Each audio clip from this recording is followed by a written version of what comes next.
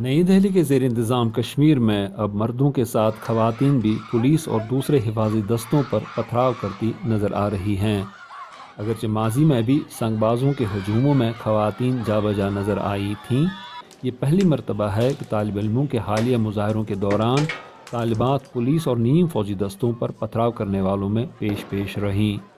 عہدیداروں کے نزدیک یہ ایک سنگین اور قابل تشویش مسئلہ ہے، لیکن تجزیہ نگار شیخ عبدالقیوم ایسا نہیں سمجھتے ہیں۔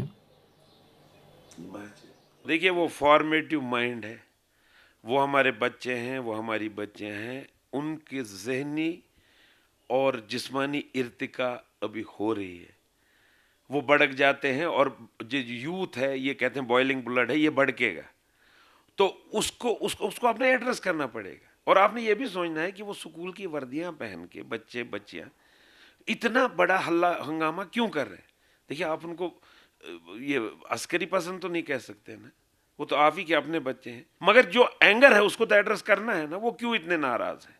سنگباری میں حصہ لینے والی ایک طالبہ نے، جو اپنا اصلی نام واضح وجوہات کی بنا پر مخفی رکھنا چاہتی ہے، اپنا دفاع کچھ اس طرح کیا۔ ہم کیسے چپ بیٹھ سکتے ہیں؟ ہم بھی نکلے، ہم نے بھی اپنا پروٹیسٹ کیا، اور ہمیں بھی آزاد ہونا ہے، ہمیں بھی اپنا حق ہے آزادی مانگنے کا، تو یہ ہمیں روک ٹوک کیوں کر رہے ہیں آزادی مانگنے سے؟ ہم کیوں نہیں آزاد ہو سکے؟ کیا ہندوستان اپنے لیے آزاد نہیں ہوئی تھی تو ہمیں آزادی مانگنے کا حق نہیں ہے؟ متنازع فی علاقے میں وردی پوشوں پر پتھراؤ کرنے کا یہ عمل نیا نہیں ہے۔ گزشتہ 70 برس کے دوران بدامنی کے ہر دور میں نئی دہلی کے زیر انتظام کشمیر کی سڑکوں، گلی کوچوں اور چوراہوں پر لوگوں کو حفاظتی دستوں پر پتھر پھینکتے ہوئے دیکھا گیا۔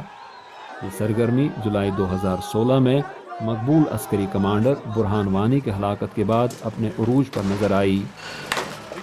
حالیہ چند ہفتوں کے دوران پیش آئے واقعات کے پس منظر میں اس میں ایک مرتبہ پھر شدت آ گئی ہے۔ گزشتہ دنوں جنوبی شہر پلوامہ اور دارالحکومت سری نگر میں حفاظتی دستوں پر پتھراؤ کے دوران طالبات نے ہر اول دستے کا کردار ادا کیا۔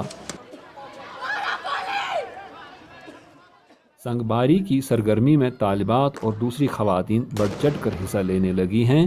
غالباً یہی وجہ ہے کہ عہدیدار پہلے کے مقابلے میں اب زیادہ پریشان نظر آ رہے ہیں، جس کا انہوں نے برملا طور پر اظہار بھی کیا ہے۔ نئی دہلی میں وزارت داخلہ نے نئی صورتحال سے نمٹنے کے لیے خواتین پر مشتمل ایک کل ہند پولیس بٹالین تشکیل دینے کا اعلان کر دیا ہے، لیکن مبصرین کے مطابق یہ مسئلے کا حل نہیں، بلکہ ناراض نوجوان نسل کے ساتھ سلسلہ جنبانی شروع کرنے کی ماضی کے مقابلے میں زیادہ ضرورت ہے۔ زبیر ڈار کے ساتھ یوسف جمیل، اردو، VOA، سری نگر۔